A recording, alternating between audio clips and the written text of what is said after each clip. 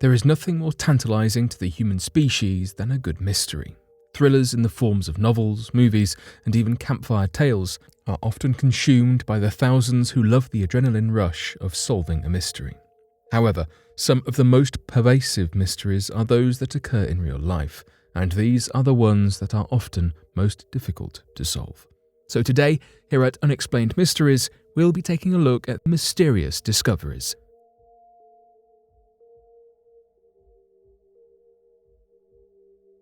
The UFO sighting of USS Trapang. Arctic UFO images from 1971 were released online, which quickly went viral and had UFO enthusiasts amazed. The images released were taken from the USS Trapang SSN 674 submarine, as it made its way between Iceland and Norway Jan Mayen Island.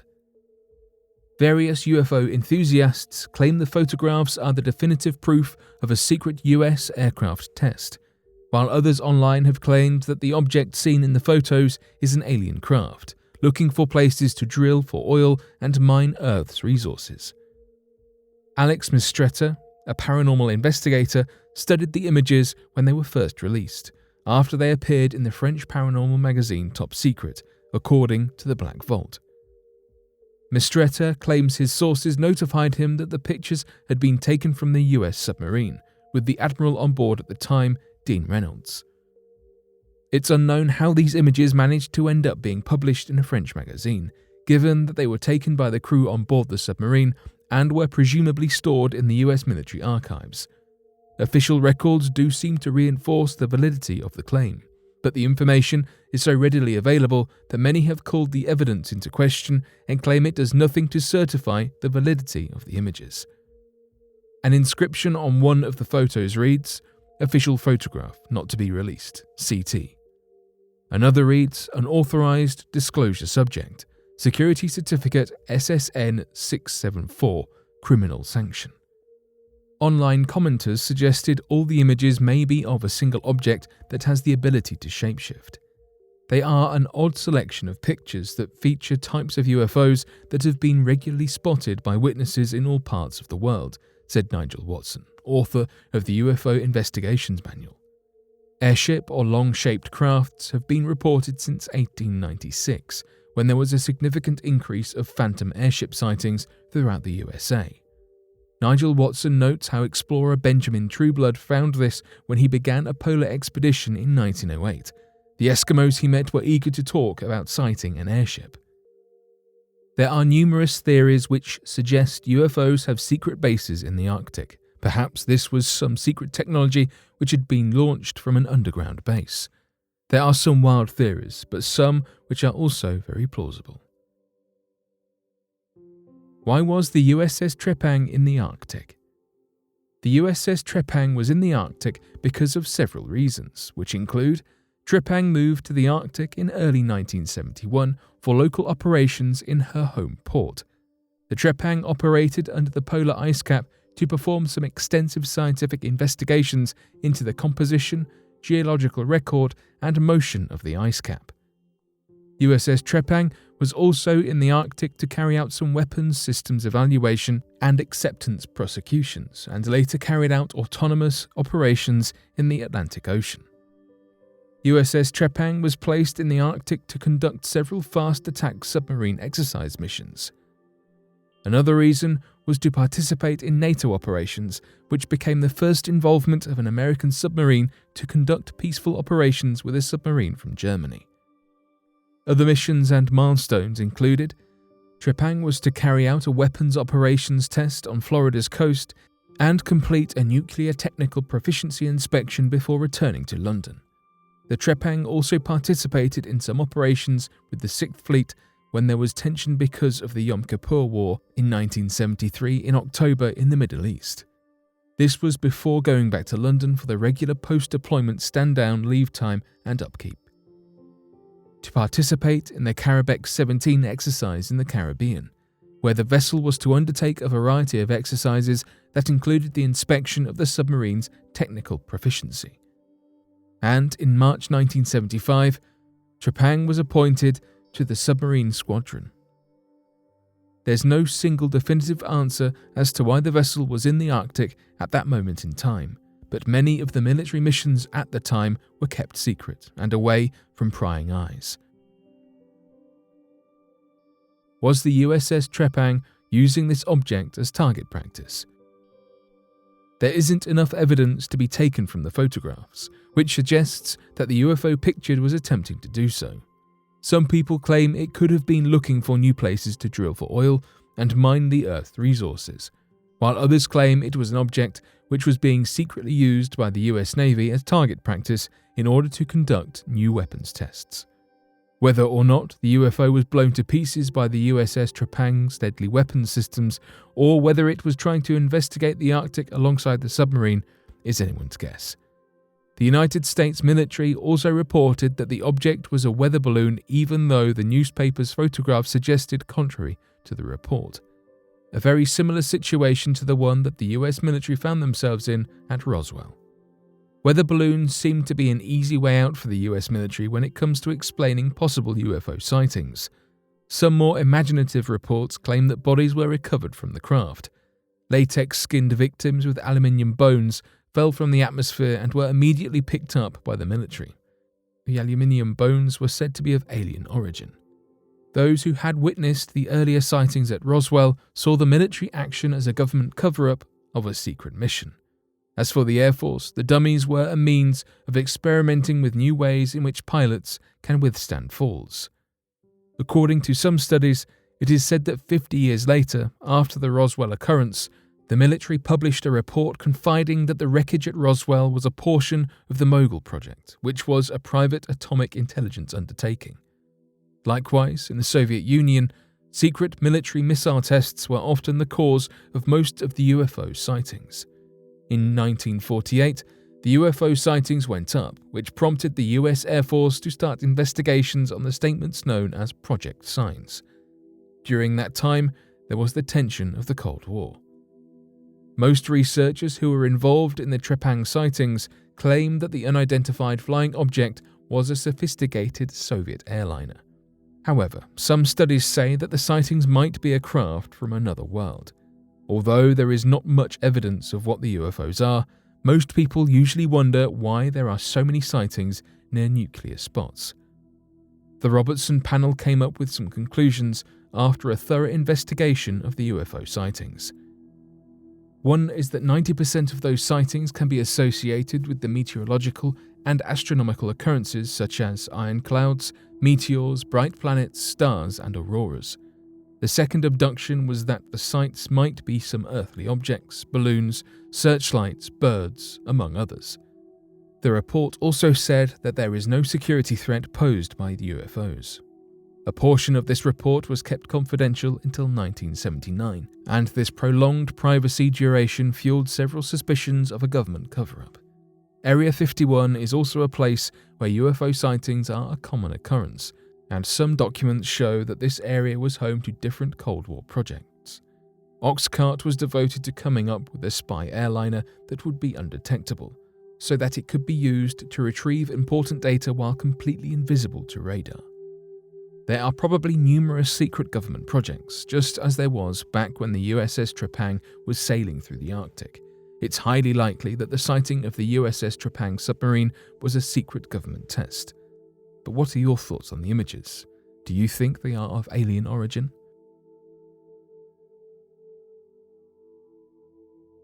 Egyptian pyramids found by infrared satellite images.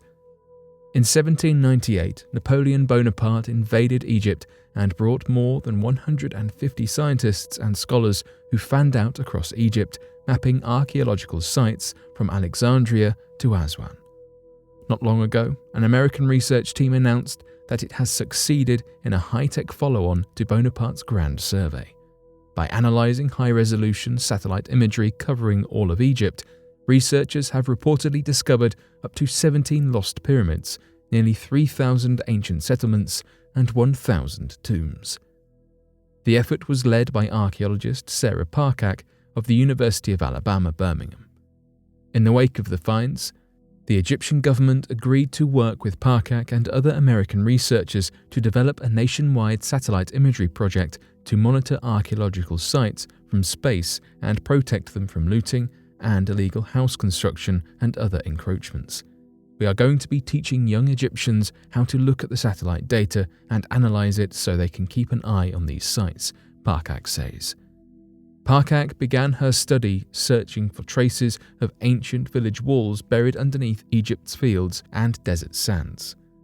Obtaining images from both NASA and QuickBird satellites, she combined and analyzed data from the visible imagery as well as the infrared and thermal parts of the light spectrum. Through trial and error, she discovered that the most informative images were taken during the relatively wet weeks of late winter. During this period, buried mud brick walls absorbed more moisture than usual, producing a subtle chemical signature in the overlying soil that showed up in high-resolution infrared satellite images. The team found 17 buried pyramid-shaped structures, including one at Saqqara, famed for its numerous pyramids. To further test some of the most recent satellite finds, Parcak enlisted the help of a French archaeological team already digging at a 3,000-year-old site known as Tanis. The satellite data revealed a warren of mud brick walls, maze-like streets, and large residences that may have housed the rich. The French team chose a structure from the images and excavated there. Beneath about 30 centimeters of sediment, they discovered mud brick walls. It's really incredible work, particularly the results for Tanis, says Peter Lacovara, an Egyptologist at the Michael C. Carlos Museum in Atlanta, who is not a member of Parcak's team. You can see the entire city plan under the sands. The greatest payoff may become apparent in years to come, adds Lacovara, as the Egyptian government develops a space-based archaeological monitoring system founded on satellite data.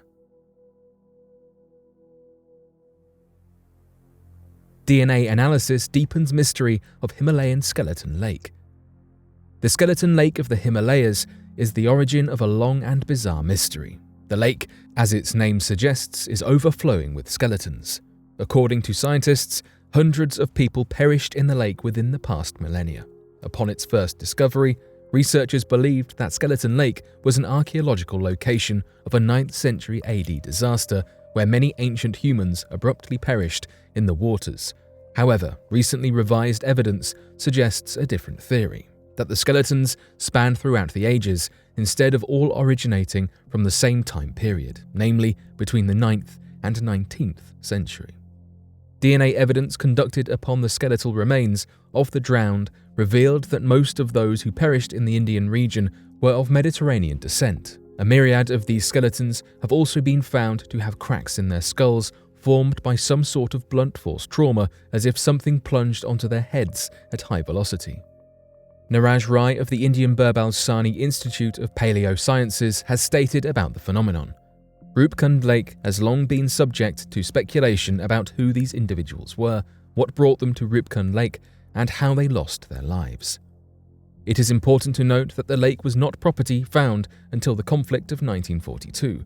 The story goes that British forces discovered Rupkund Lake and believed the countless number of skeletons were the unfortunate result of Japanese attacks, which was proven incorrect once future analysis on the cadavers was completed and their bones stemmed back to the 9th century. It is now thought that perhaps two similar tragic events at different points in time caused the people to perish. The first of these events is thought to have happened somewhere between the 7th and 10th century. The second catastrophic event likely occurred somewhere between the 17th and 20th century to two separate groups of people, possibly Southeast Asian and Mediterranean travelers or merchants. Aideen Hani of Harvard University has claimed that the team working on the discovery were extremely surprised by the genetics of the Rupkund skeletons. The presence of individuals with ancestries typically associated with the Eastern Mediterranean suggests that Rupkund Lake was not just a site of local interest, but instead drew visitors from across the globe. If this is the case, then scientists have not the slightest idea what could have been so exciting about Rupkund Lake to attract so many people of various backgrounds who travel there. More than that, they are also unsure about what happened at Rupkund Lake to make it the skeleton lake it is today. A co-author to the study, David Reich states it raises the striking question of how migrants from the Eastern Mediterranean, who have an ancestry profile that is extremely atypical of the region today, passed away in this place only a few hundred years ago. Archaeologists are still searching for the truth, baffled by the mystery. The mystery of the mostly harmless hiker has been solved. While some discoveries remain complete mysteries, others end up getting at least partly solved. One such mystery is the mystery of a hiker known as Mostly Harmless. His body was found in 2018 in Big Cypress National Reserve in Florida. The man was a well-known and well-liked hiker who had hiked all over eastern United States, where he met many different hikers and campers. Despite his well-known status, no one actually knew his real name. They only knew him as Mostly Harmless. Unfortunately, his body was found in July of 2018.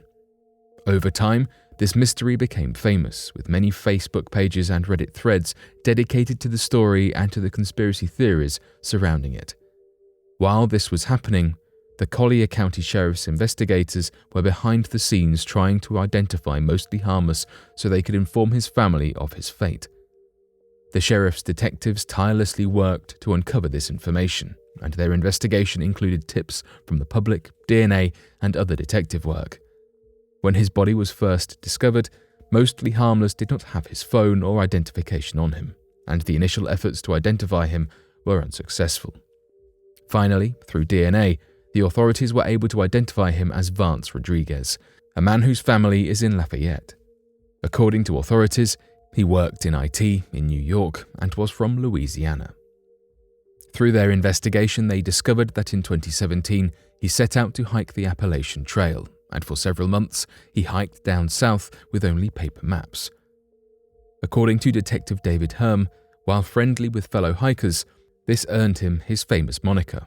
He was also reserved and did not reveal his real name to anyone, even those who spent some time with him on the trail, sharing stories and snapping photos of him.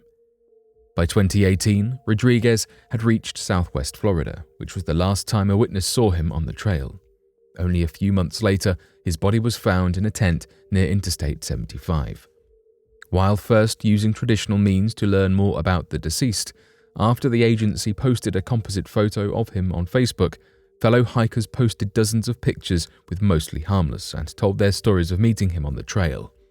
Finally, the case was solved when a former co-worker saw the photos online and contacted the agency to report what he knew. The sheriff then reached out to Rodriguez's family in Louisiana, who provided a DNA sample to confirm his identity.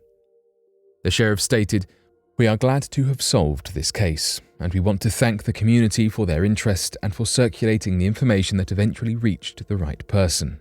While the autopsy did not indicate foul play and the exact cause of him losing his life, at least his family no longer have to wonder where he might be. Not every family gets these answers." The account of Antonio Villas-Boas. One of the first documented accounts of an alien abduction several years before the reported alien abduction craze of the 1960s was from a man known as Antonio Villas-Boas. As the documented report details, Antonio claimed to have been violently attacked by extraterrestrial life on the night of October 16th in 1957. According to his report, Antonio Villas-Boas claimed that as he was out farming during the night on his tractor, a strange red light appeared in the sky. At first, he believed that it might have been some kind of previously unseen star or perhaps a stray meteor.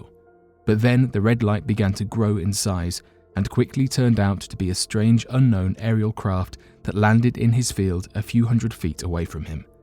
Scared of what the craft could have been, he tried to drive away with his tractor but found that the engine had suddenly died, forcing him to run from the vehicle through the field only to be grabbed by a number of small humanoid figures wearing grey coveralls that dragged him into their spacecraft. While in the spacecraft, Antonio Villas-Boas was stripped of his clothes and forcibly covered from head to toe in a strange gelatinous compound that forced him to remain calm and nullified him. He was then led into a room where the extraterrestrials pumped in a strange gas that led Antonio to believe that he would soon suffocate, However, the gas subsided and a strange female humanoid alien entered the room, of whom was also completely naked. Antonio then detailed a terrible sexual violence against him that caused him to feel terrible shame. Shortly after, he was escorted off of the craft and would go on to suffer from terrible radiation poisoning and sickness that would have required Antonio to have gotten hit by direct doses of radiation equal to the amount that would later be experienced at the Chernobyl incident.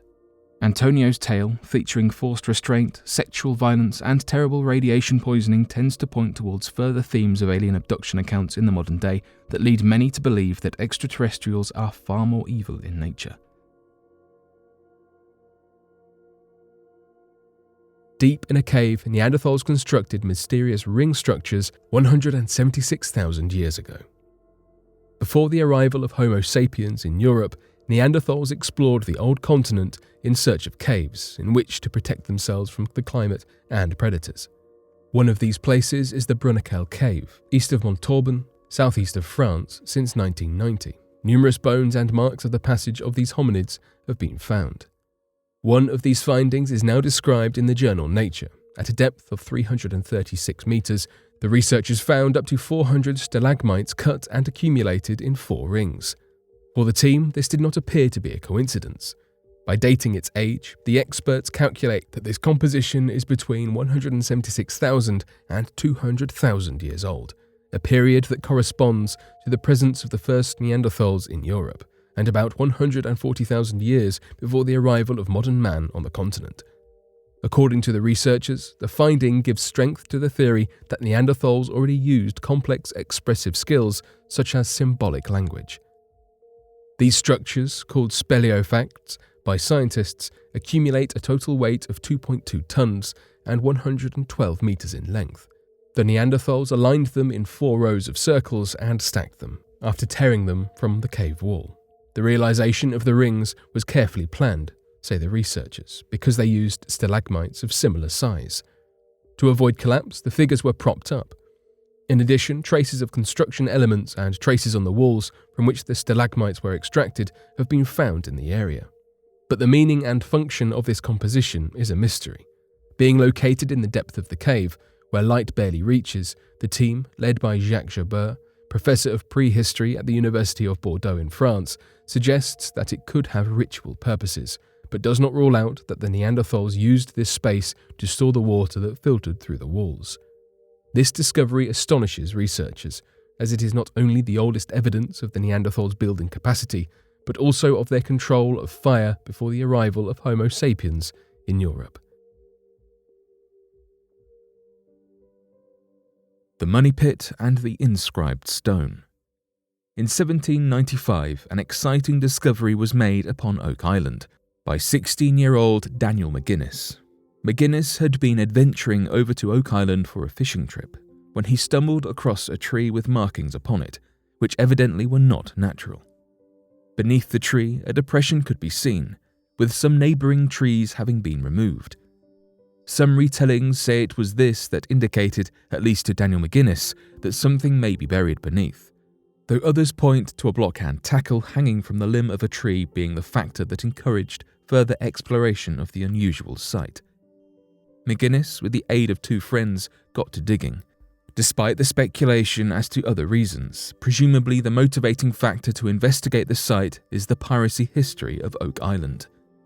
Between 1690 and 1730, Oak Island was described as being in the golden age of piracy, according to the Maritime Museum of the Atlantic. With Nova Scotia having very few European settlements within the 18th century, it was common knowledge that pirates would frequent the seas and land surrounding Oak Island, and so presumably Oak Island itself. With Oak Island being relatively uninhabited, it was the perfect place for these pirates to leave their treasures, with a famous confirmed example being Captain William Kidd, who admittedly buried his wealth in 1699. As the boys dug, they began to uncover a layer of flagstone. Though despite initial excitement, beneath it was only more dirt. Further investigation led the boys to find rotten wooden timbers that had been driven into the tunnel wall at approximately 10 feet deep. The same discovery was made again at 20 feet. These barriers continued to appear at regular intervals, blocking the teenage team from success. Eventually, the team decided to halt their excavation, having found very little, and return in 2 weeks' time when their mission met a similar end. Years later, in 1804, a significantly larger group returned to conduct a formal excavation, eventually revealing a pit, which many theorized was created to conceal jewels or other items of monetary value. Once the team hit 90 feet deep into the money pit, a granite stone was discovered. This stone had some rather peculiar inscription symbols that, even to this day, have never been successfully translated. Whilst this stone is yet to be cracked, many guesses and partial suggestions have been made, with the leading theory being that this stone's mysterious message translates to 40 feet below, £2 million are buried, a translation presented by Leitchi, a professor of languages at Dalhousie University. This message might simply be some hopeful souls feeling optimistic as to Oak Island's legends of treasure existing, or may give us another clue and place us one step closer to the fortune we suspect is hidden. The key to the code is believed to be found within Edgar Allan Poe's The Gold Bug, as this code appears to form the coherent sentence above. Prior to translating this sentence, the stone was allegedly used as a doorstop or as a display item in the window of a bookbinder's shop to encourage people visiting. While we are yet to stumble across the £2 million fortune, it is an exciting mission and a well-kept secret of Oak Island. Ohio University Haunted Room 428. Ohio University in Athens, Ohio, the 9th oldest public university in the United States, established in 1804, and has a room believed to be so frightening it is permanently closed. Room 428 in Wilson Hall has a reputation, with multiple students passing away under mysterious circumstances in the room. The building itself is not as old as the university, built in 1965 and named after the late faculty member Hiram Roy Wilson. It has become the basis of several urban legends. In the 1970s, a male student reportedly passed away in room 428, with little revealed about how he lost his life, with some believing it is his ghost haunting the room. Since this loss of life, the room is said to have been the center of paranormal experiences, one of which is a demon face appearing in the door. Even when the door is changed, the face returns. A second student is believed to have passed away in room 428, a female student that was practicing astral projection in the room. Her behavior apparently became unusual, and an obsession with the occult grew, with many different tales of her behavior circulating. It is believed that the female student passed away in a violent way while partaking in occult practices. Some stories say that the female took her own life, while other sources say something paranormal happened. After the female passed away, the university sealed the room permanently, saying it was uninhabitable. Students that have lived in this room reported paranormal occurrences and poltergeist reports, such as objects flying across the room, strange voices, and footsteps. There are multiple legends as to why room 428 and Wilson Hall are at the center of paranormal activity. One theory notes that Wilson Hall is in the center of 5 cemeteries that creates a pentagram. Another legend suggests that Wilson Hall is built on top of an old cemetery. Different sources suggest different cemeteries. One believes it is a Native American burial ground. Another states that it is an early cemetery for the Athens Mental Institute, also known as the Athens Lunatic Asylum. The Athens Mental Institute, built in 1867, is now part of Ohio University, and the complex is called the Ridges, which is also believed to be haunted. While the reason for its haunting is the source of legends, room 428 of Wilson Hall is still not used for any students, with noises still being heard and paranormal experiences still happening near the room. It will likely remain a ghost story told around campus.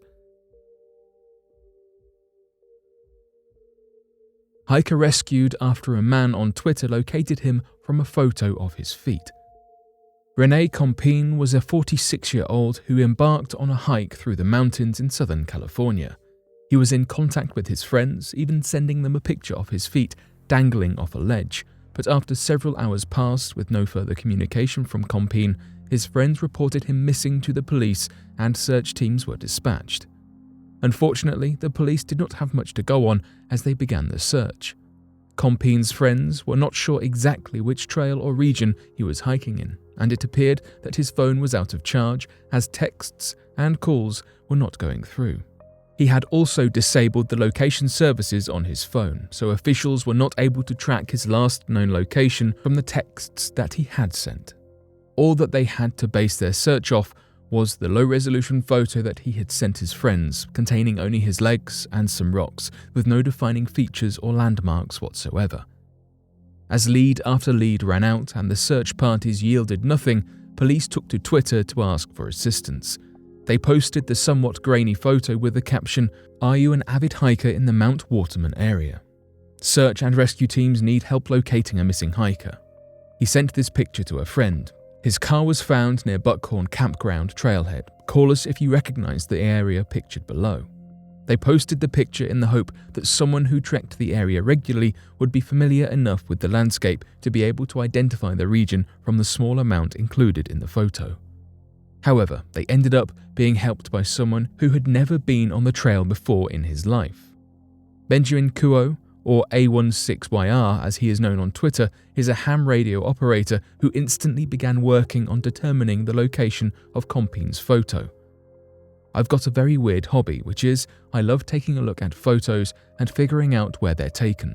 He began combing through satellite footage and 3D terrain maps of the area, searching for formations that matched up with those that were in the background of the photo. Amazingly, he was able to narrow it down to very specific coordinates, which was where he believed Compine was when he took the photo. He posted these results to Twitter and contacted the Los Angeles Sheriff's Department, who then began narrowing their search according to Kuo's findings. The search and rescue team flew helicopters at low altitudes through the area, which was covered with a dense fog, and finally found Compine, who was unharmed and airlifted to safety. Although he suffered no injuries, Compine was desperate to be found at the time of his rescue, telling Kuo, "I crazy appreciate what you did. I really don't know if I could make it there another day. It was just so cold." He had taken a wrong turn and ended up lost due to recent wildfires in the area that had burned down some of the signs indicating the path of the trail.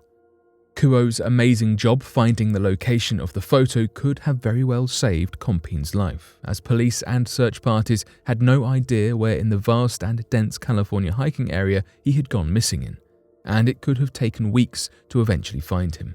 There is no doubt that he owes his rescue to Kuo's strange hobby and his knowledge and use of available technology.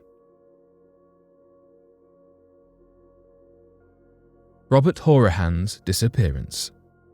Unfortunately, some disappearances do not have the happy ending that René Compine was able to experience.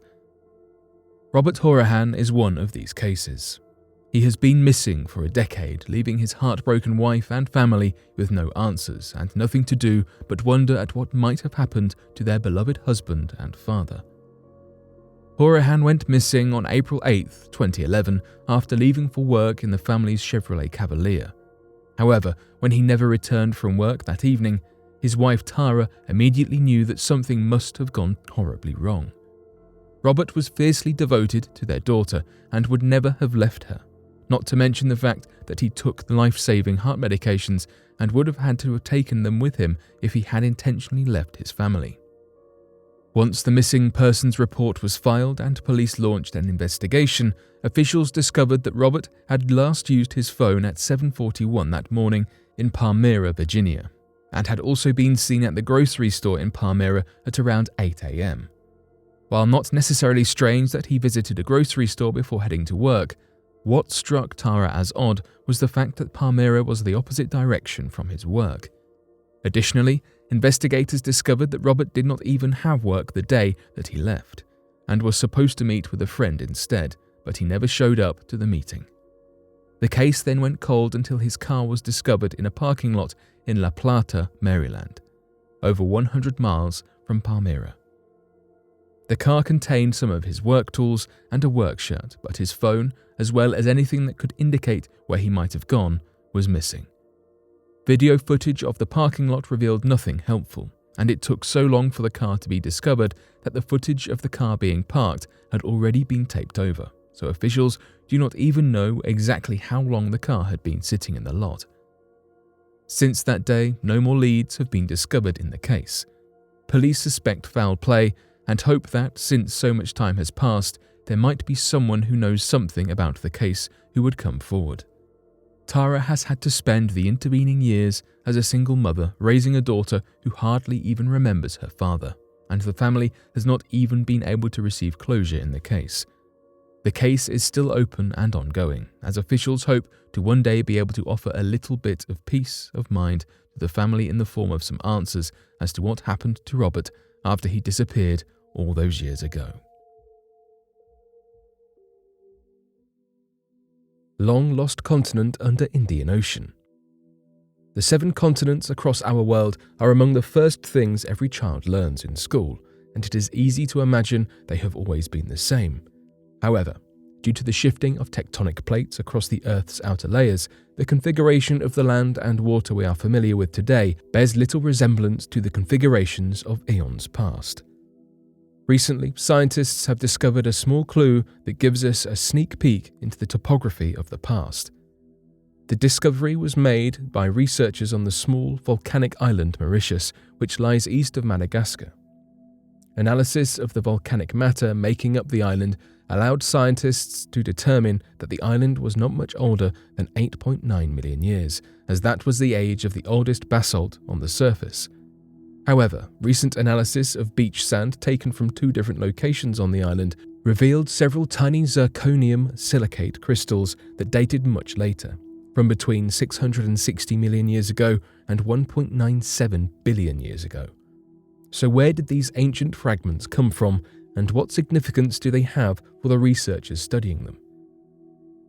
Bjorn Jamvit, one of the researchers performing these analyses on Mauritius, believes that the fragments are hundreds of millions of years older than the rest of the island, because they originate from parts of an ancient microcontinent that stood in between Madagascar and India in the Indian Ocean billions of years ago. This was until the shifting of the tectonic plates caused it to break apart and sink below the waves to fuse with the continental crust. Jamvit suggested that Mauritius lies above one of these fragments, and volcanic eruptions on the island caused fragments of the much older continent to be spewed across the beaches, where waves and time eroded the volcanic parent rocks into the zircons that the researchers found. To make this theory plausible, they had to rule out other locations as sources of the ancient fragments, which was not difficult to do. Mauritius is so remote that the nearest geological outcropping that could serve as a potential source of zircon is Madagascar, which sits over 900 kilometers away, ruling out wind or water transport, and so few humans have been on the volcanic island that human contamination is equally unlikely. The zircon pieces were just the first indication of the underlying continent, as their presence only indicates one geographical region to the former continent, and the researchers' hypothesis suggests several fragments spread through the area.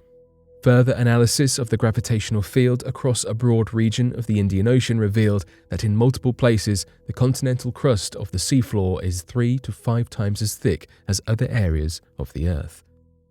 Scientists believe that these large masses across the seafloor, combined with the geological proof in terms of the age of the zircon found on Mauritius, strongly suggest that there was once another continent in the region.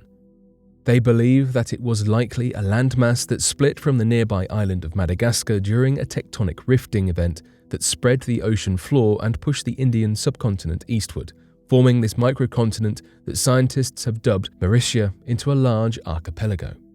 As the plate shifted and thinned following this massive crystal event, Mauritia was eventually broken up further and sunk below the ocean's waves, leaving only remnants for humans to discover billions of years later. Seahenge in Norfolk, England. You probably have heard about Stonehenge, but have you heard of Seahenge?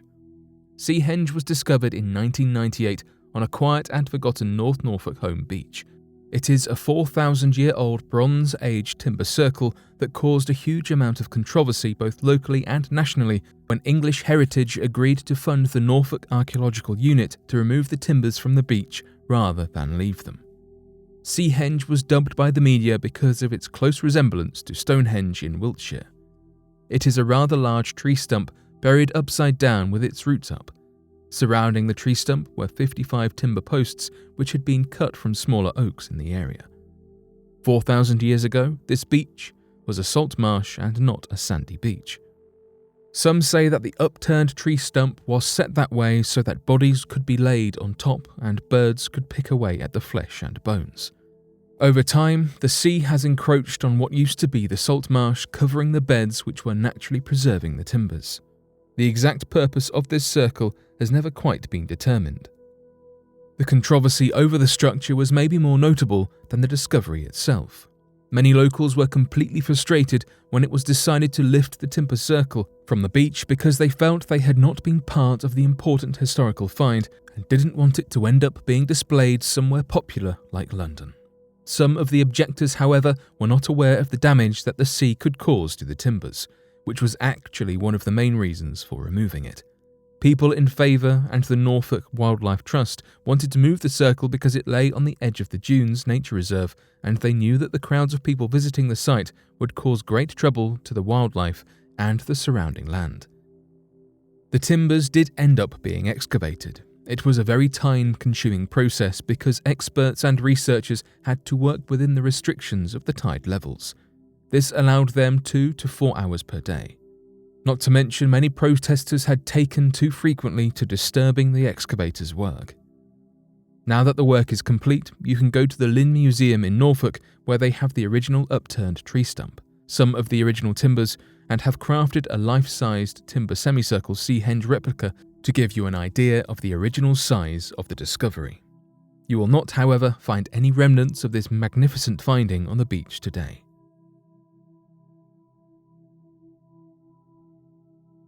Kidnapped by Bigfoot. The year was 1924. The gold rush may have been over, but that did not stop Swedish immigrant Albert Ostman from giving gold prospecting a go. After spending years in construction and logging, Ostman decided it was time for something different, and he thought he might as well get a little vacation out of it while he was at it. He had heard of a rumour of a gold mine near Toba Inlet, near Vancouver, Canada. The area was lush with trees and surrounded by mountains, the perfect getaway from his recent year-long construction job. He hired a local indigenous man as a guide to the head of the Toba Inlet. The guide was a talkative man and told Ostman tales of the area. One tale even involved the rumoured gold mine. According to him, there was a heavy-drinking white man who would come and go from the mine, always having gold to spare. But one time, he never came back from the mine. They suspected a Sasquatch had killed him. He described the creatures as having hair all over their bodies, but they stood upright like people. And they were big, approximately 8 feet tall, big enough to leave 2-foot-long tracks. Ostman had never heard of such a creature and brushed the tale aside as folklore. Once the guide had dropped him at a site at the head of the inlet, Ostman asked him to come back for him in 3 weeks. He would camp back at that particular spot once he was finished with his prospecting trip. Over the next week, he worked his way over 10 miles into the wilderness on the hunt for the elusive gold mine. After some time, he came to a spot that he deemed perfect for his permanent setup. He was only there a single night when strange things started to occur. Ostman awoke, after a deep and heavy sleep, to discover that his entire campsite had been disturbed. He hadn't heard anything the night before and simply blamed it on an animal. On night 2, his backpack had been dumped out. He noted that food had been taken. Instead of going out to look for gold, Ostman hung around the camp, hoping to catch a glimpse at the culprit. But nothing showed itself. On the 3rd night, he was determined to stay awake. He needed to know what was lurking in the darkness around his site. That, however, proved to be impossible. Having obviously fallen asleep, he was awoken by something picking him up off the ground, still cocooned in his sleeping bag. After being dragged and carried for what he believes was 3 hours, Ostman was finally dropped. He described hearing 4 voices, speaking in a language he didn't understand, but it was too dark to make them out. As the sun came up, however, he got a good look. There were indeed 4 of them. He described them as an old man and an old woman, along with a young boy and girl. He estimated the old woman to have been over 7 feet tall and 500 pounds. The old man was even bigger than that. He was sure his gun would not affect the large man, except for maybe angering him, so he sat and contemplated his escape. The family of Sasquatches kept him in a small valley for days, occasionally bringing him sweet roots as food. The young ones, who started out shy, eventually took an interest in him. He made them water ladles and tossed them old snuff cans to play with, and that's when he came up with his ingenious escape plan. He had once heard a story of a man blinding a bull by throwing snuff into its eyes. Next, he threw the young boy Sasquatch another snuff box, this time with a teaspoon of snuff inside. The young boy tasted the snuff and then took it to the old man. It was obvious they enjoyed the taste of it and came back for more. Ostman then knew he had to get the old man to eat a whole box of snuff, and then hopefully he could get away. Because of the interest in the snuff, the old man kept getting closer to Ostman, eventually grabbing a box and emptying it into his mouth. He swallowed it in one gulp before licking the box clean. After a few minutes, the old man became sick. Ostman saw his opening and ran. Using his rifle, he shot warning shots as he escaped. He miraculously was not followed. He made his way down the mountain and finally into a nearby camp. He merely told the locals he was lost and did not mention the sight of the Sasquatch until much later, fearing being called crazy. Needless to say, he never tried prospecting again. Bigfoot's hair and the FBI. Peter Byrne, now 94, is certain Bigfoot is real. In fact, in 1976, Byrne was even able to get the FBI to test a hair sample from the alleged creature. As a young boy, Byrne was told stories of the Yeti of the Himalayas by his father.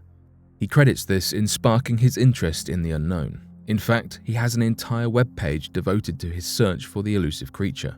He claims his search has taken him to the Himalayan mountains all the way to the Pacific Northwest of the United States.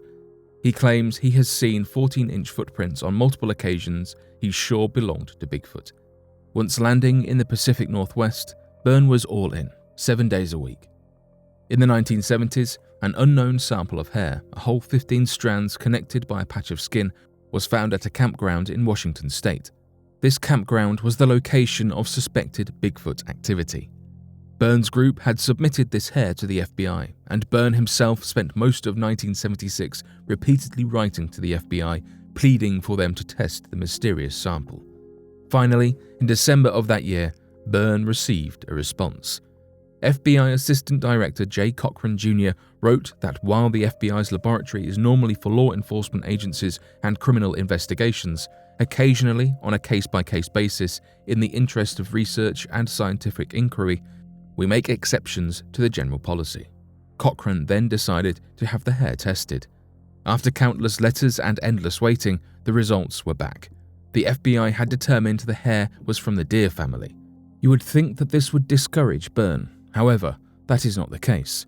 Even after all this time, he is determined to find Bigfoot. When asked if he had ever spotted one, Byrne answered a remorseful no, but that his very good friend had seen one recently. Although it's down to more of a hobby than a full-time job now, even at the age of 94, Byrne keeps searching for his childhood Yeti. The bones in Whale Valley are still a mystery. Our world has no shortage of strange and intriguing biological findings. Surely the first person to find a dinosaur fossil was equal parts thrilled and petrified. Even now, witnessing a strange or unusual fossil finding can cause the most modern educated head to spin. Whale Valley is one of the strangest and most mysterious fossil sites in the world. Located in the deserts of western Egypt, Whale Valley is a genuine graveyard littered with hundreds of fossils, some of which are entire skeletal structures. Under the careful watch of expert scientists, many of these skeletons have been fully exhumed and put together, each of them telling a fascinating story. Unbelievably well preserved, these bones seem to represent a species frozen in time, Archaeoceti or ancient whales with legs. As hard as it may be to imagine, these bones belong to some kind of ancient semi-aquatic mammal that most closely resembles a whale with legs. The deserted area of Whale Valley is an archaeological site filled with evidence of a species at a very specific time in their evolution, answering some questions while inspiring so many more. These remains seem to suggest that whales were once land animals that slowly morphed into oceanic animals, eventually evolving into the mammals we know of today. 40 million years ago, long before humans ever roamed the earth, lived four-legged whales that travelled both in and out of water. They were large, long creatures with sharp teeth, suggesting a carnivorous diet, a far cry from the lumbering, docile whales that fill our oceans today. They roamed the land and the sea, experiencing the world like few creatures get to do. But there are still so many unanswered questions. What necessitated the change from semi-aquatic to fully aquatic? What did the life of an amphibious, four-legged whale look like? Why is Western Egypt, once a vast sea, now a seemingly endless desert? The only way to find out is to keep looking, learning, and researching. We may never know all the details surrounding the skeletal structures preserved in Whale Valley, but if it can help us understand our world even a little bit better, it will all be worth it.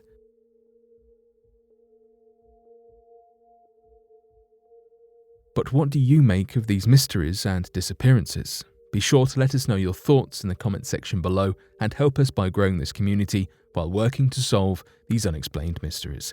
Thank you for watching, and don't forget to subscribe for more videos.